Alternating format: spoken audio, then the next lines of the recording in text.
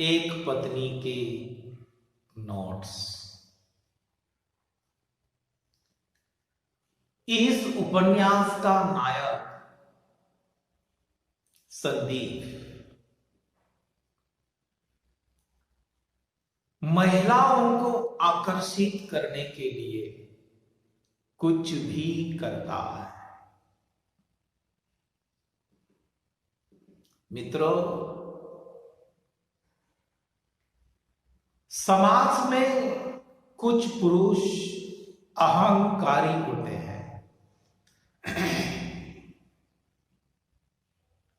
अहंकार समाज में कुछ थोड़े पुरुष ऐसे होते हैं जो अहंकारी होते हैं।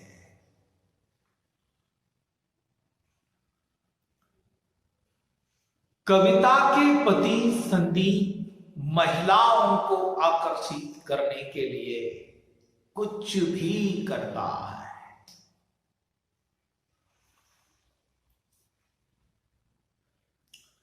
संदीप और कविता ये दोनों पति पत्नी सरकारी बंगले में रहते थे।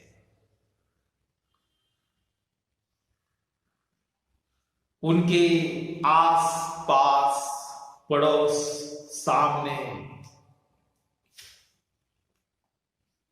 सब सरकारी बंगले थे। सरकारी अधिकारी वहां रहा करते थे बंगले में।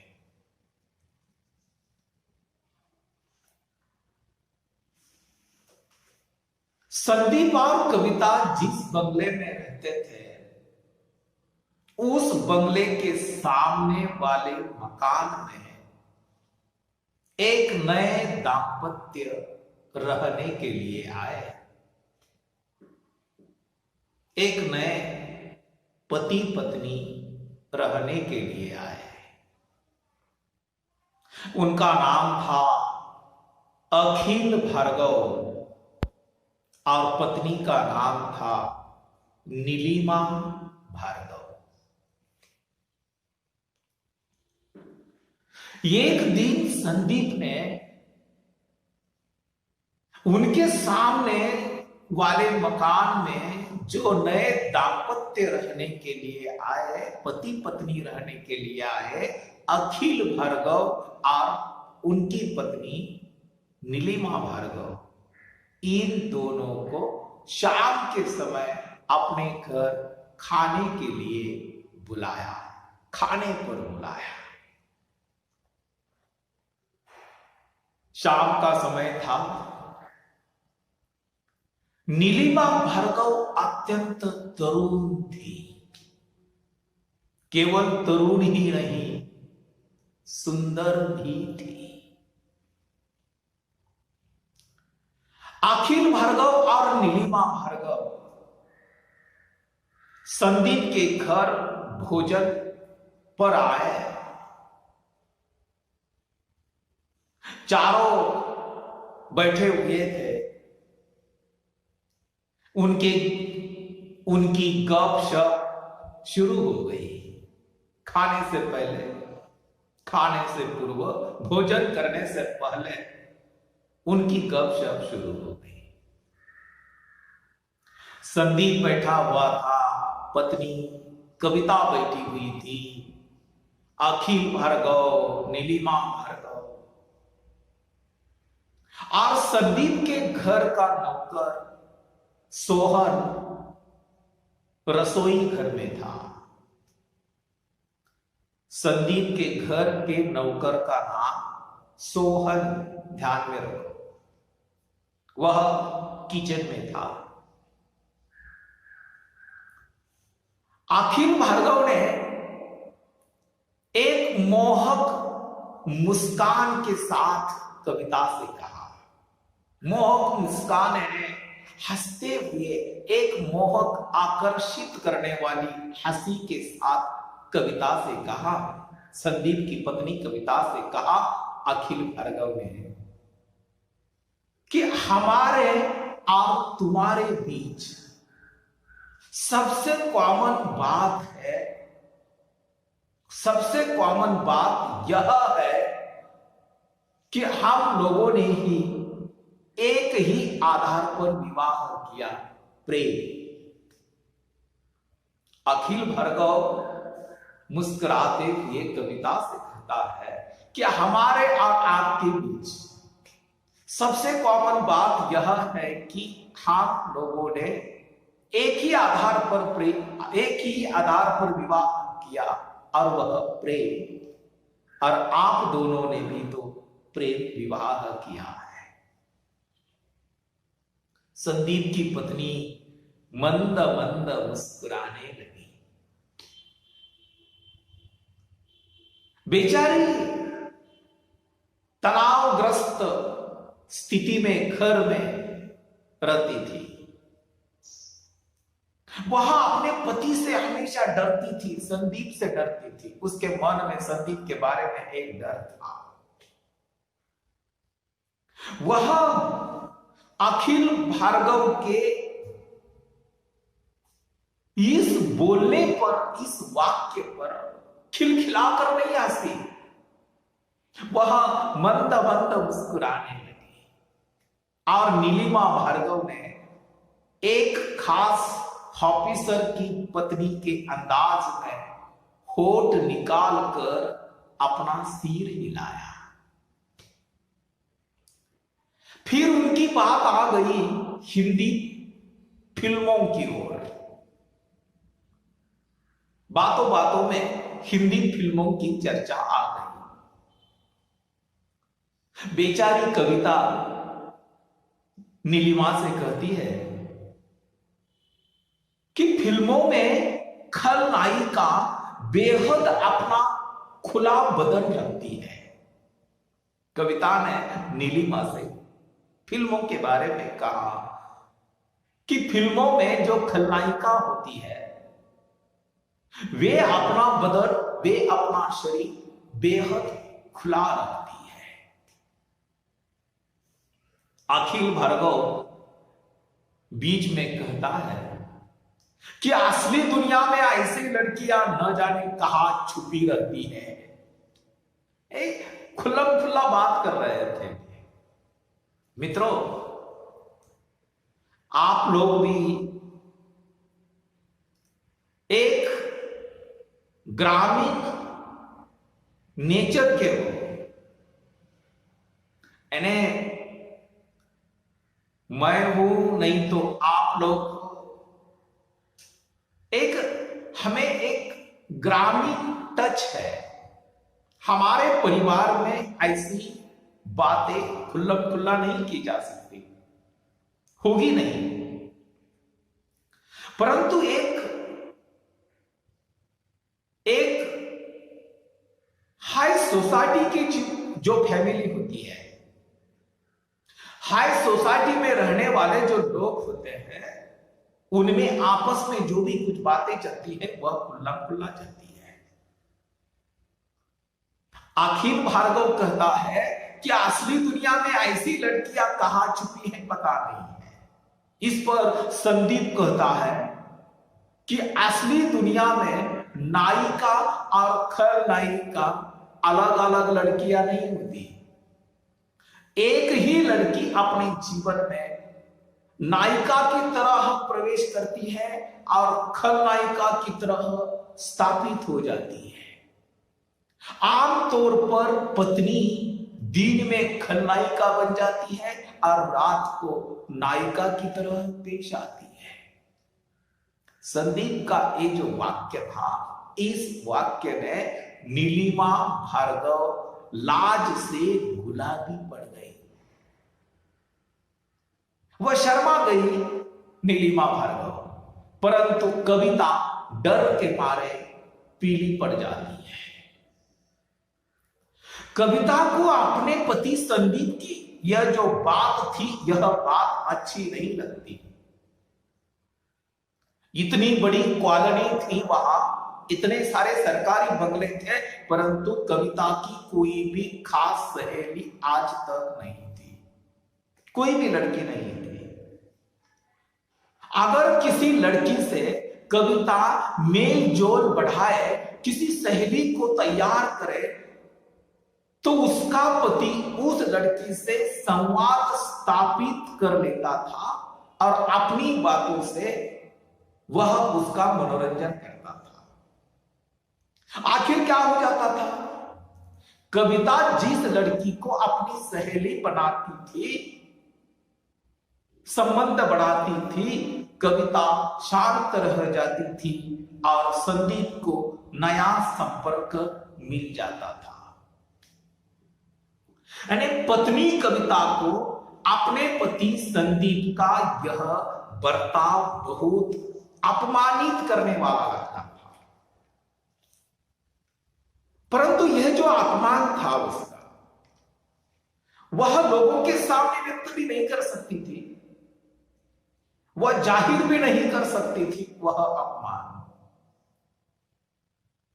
यानी कविता किसी लड़की के साथ, किसी औरत के साथ, किसी गृहिणी के साथ एक सहेली का नाता स्थापित कर देती थी, परंतु बीच में ही संदीप उस लड़की के साथ संबंध स्थापित कर देता था, उसका संपर्क बढ़ाता था। और कविता को अपने पति का यह जो बर्ताव था, यह बहुत अपमानजनक लगता था। भार्गव दांपत्य भोजन करने के बाद अपने घर चले गए, परंतु कविता अपने कमरे में गुस्से में जाकर बैठी थी, दीवान पर बैठी थी और गुस्से में थी कविता। कविता क्यों गुस्से में थी? भार्गव दांपत्य भोजन करने के बाद वे अपने घर चले गए और कविता अपने कमरे में घुसी और गुस्से में जाकर बैठ गई, रुठ गई।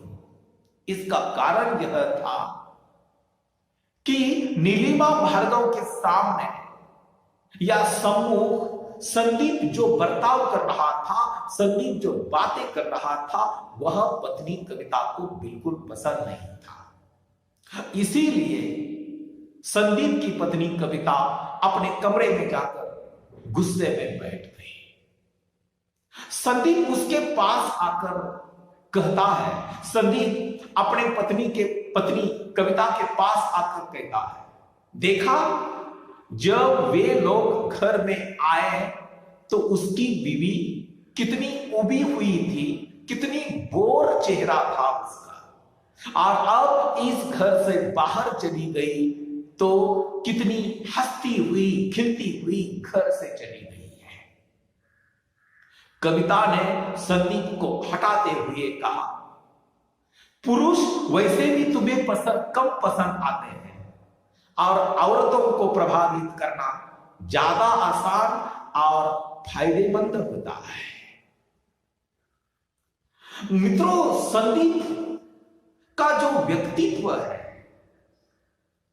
संदीप बुरा भी नहीं लगता और स्त्री लंपट भी नहीं लगता, परंतु संदीप अपनी बुद्धि और प्रतिभा की अक्कड़, यानी दुनिया में कई ऐसे लोग होते हैं मित्रों, मैंने आप लोगों से कहा भी है कि संदीप जैसे व्यक्तित्व वाले लोग दुनिया में है, समाज में है। संदीप का व्यक्तित्व देखने के बाद या संदीप का बर्ताव देखने के बाद ऐसा लगता है कि संदीप बुरा भी नहीं है, स्त्री लंपट भी नहीं है, परंतु उसे अपनी बुद्धि और प्रतिभा की उसे अक्कड़ थी। वह चाहता था कि उसकी पत्नी हमेशा मुस्कुराती रहे, वह उसे कविता सुनाकर उसके विरोध को दबा देता है, पर कविता एक स्त्री थी, बेचारी हमेशा तनाव में रहती थी। मित्रों, संदीप एक अलग किस्म का आदमी है, अलग नेचर का आदमी है। उसकी अपने पत्नी कविता की ओर जो अपेक्षा है वह अलग दिखाई देती है। संदीप चाहता है कि उसकी पत्नी जो कविता है वह हमेशा मुस्कुराती रहे, उसके सामने हंसी खुशी रहे, युवा रहे, तरुण रहे, आकर्षक दिखे, सुंदर दिखे, यह वह चाहता है। परंतु कविता एक अलग नेचर की लड़की है, उसका बचपन अलग था। उसके पिताजी रिटायर्ड हेड मास्टर थे, एक मास्टर की लड़की थी वह, एक शिक्षक की लड़की थी वह। 4 बहनों में वह बड़ी थी, उसका बड़ा भाई था। यानी उसके परिवार के जो संस्कार हैं वे अलग है, संदीप के परिवार के जो संस्कार है वह अलग है। संदीप चाहता है कि पत्नी खुले मन से रहे, हंसती रहे, फैशनेबल रहे, परंतु कविता उसी नेचर की लड़की ना होने के कारण संदीप हमेशा उसकी ओर हीन दृष्टि से देखने लगता है। परंतु बच्चों, संदीप पर पत्नी की नाराजगी का कोई असर नहीं होता था, कोई परिणाम नहीं होता था कि उसकी पत्नी गुस्से में है, उसे कोई लेना देना नहीं, वह रूठ गई है कविता, उसे कोई लेना देना नहीं है। उस रात संदीप ने अपनी ड्रेसिंग गाउन उतार दी, पैरों में जो स्लीपर थी वह उतार दी, और संदीप कविता जिस चारपाई पर सोई थी, जिस दीवार पर कविता सोई थी, संदीप कविता के पास उसी दीवार पर आ गया जहां कविता पड़ी थी, सोई थी। संदीप ने कविता को उठने का मौका नहीं दिया, संदीप ने कविता को कुछ बोलने का मौका नहीं दिया, छटपटाने का मौका नहीं दिया। संदीप तन्मयता से वह कविता के माथे, गाल और होठों पर अपनी उंगली फिराता रहा और उसके एकदम करीब जाकर, उसके एकदम पास जाकर अपने होठ कविता के होठों तक ले गया और होठों को चिपकाता रहा। बच्चों, जिस समय कविता एक गुस्से में रूठी हुई एक पत्नी थी और उसका पति संदीप उससे इस तरह का प्रेम करता है, इस तरह से उसके नजदीक चला जाता है, प्रेम क्रीड़ा करता है, उसके साथ प्रणय करता है, तो कविता का जो तनाव था, कविता जो रूठी हुई थी, वह गुस्सा था, वह गुस्सा एकदम पिघल गया, नष्ट हो गया।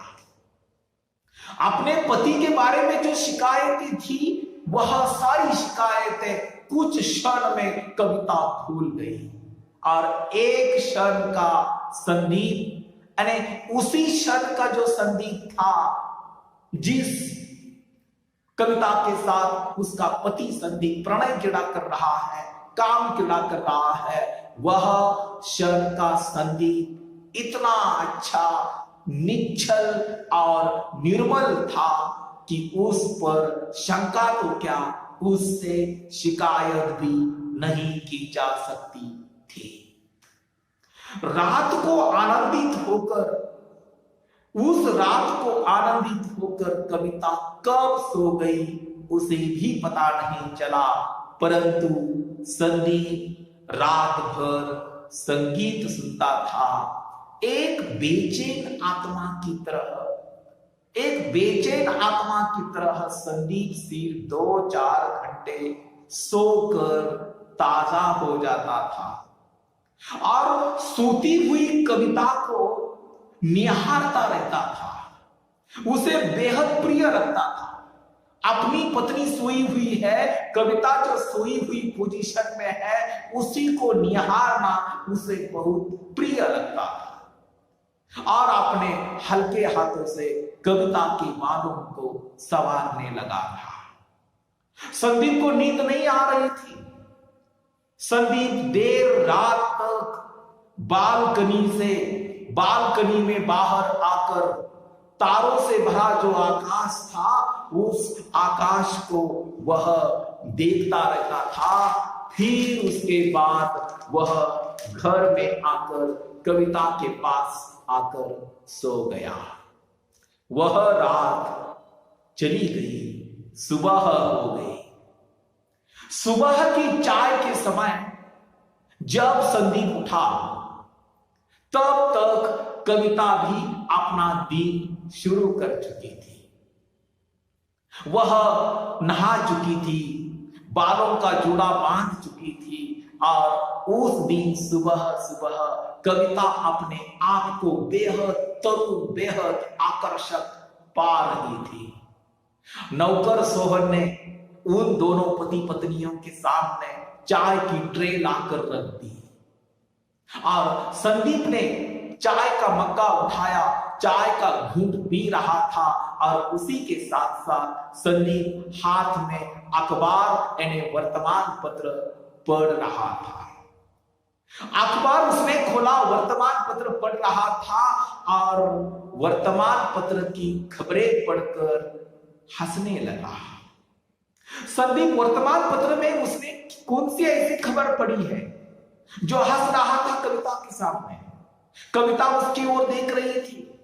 खबर पढ़कर उसने कविता से कहा कि इसका मतलब यह हुआ कि मैं चाहे जैसे मरूं, परंतु हृदय रोग से मैं कभी नहीं मरूंगा। मैं बहुत भाग्यशाली हूं कि तुम मेरी पत्नी हो और मैं तुम्हारा पति हूं। अखबार में जो खबर आई उसी पर हंसकर आज संदीप ने अपनी पत्नी कविता से जो कुछ कहा उस पर कविता बहुत आनंदित हो गई, क्योंकि संदीप कह रहा था कि मैं भाग्यशाली हूं कि तुम मेरी पत्नी हो और मैं तुम्हारा पति हूं। परंतु मित्रों, कविता तो बहुत खुश होती है, परंतु अचानक संदीप अखबार की खबर सुनाता है। कौन सी खबर सुनाता है? वह कविता को सुनाता है कि डॉक्टरों ने परीक्षण द्वारा सिद्ध किया है कि सुंदर स्त्रियों के पति रोगग्रस्त होते हैं, वे हमेशा कुंठित रहते हैं, तनावग्रस्त रहते हैं, व्याकुल रहते हैं। परंतु असुंदर स्त्रियों के पतियों में हृदय रोगों की संभावना या हृदय रोग होने की संभावना 0% पाई गई है। इसका मतलब यह हुआ कि मैं चाहे जैसे मरूं, कम से कम हृदय रोग से तो नहीं मरूंगा। उस समय कविता को ऐसा लगा जैसे कि किसी ने उसे कुतुब मीनार के ऊपर से धकेल दिया हो। मित्रों, संदीप का यह विकृत बर्ताव था।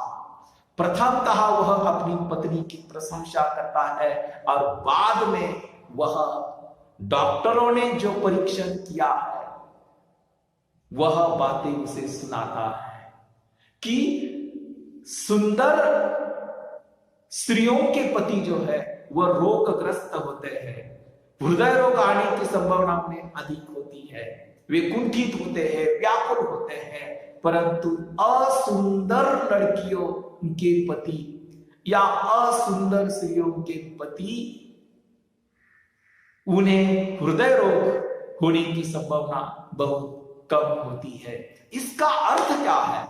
इसका अर्थ यह होता है कि संदीप की पत्नी कविता उसके नजरों में असुंदर दिखाई देती है।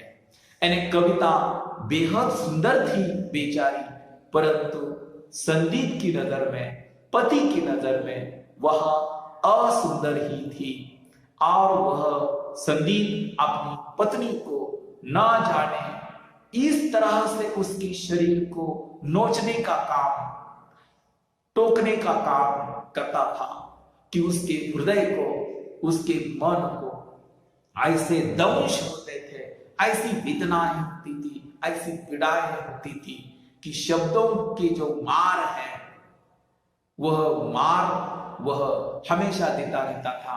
इसलिए कविता अपने घर में बेहद तनावग्रस्त रहती है, बहुत नाराज रहती है, बहुत दुखी रहती है, बहुत अपमानित रहती है। परंतु वह अपमान, वह वेदना, वह पीड़ा वह सहन करती है, क्योंकि वह किसके सामने अपना मन खुला करे, अपनी वेदना किसे कहे, अपनी पीड़ा किसे कहे, वह सब कुछ अपने मन में रखती है और सहन भी करती रहती है।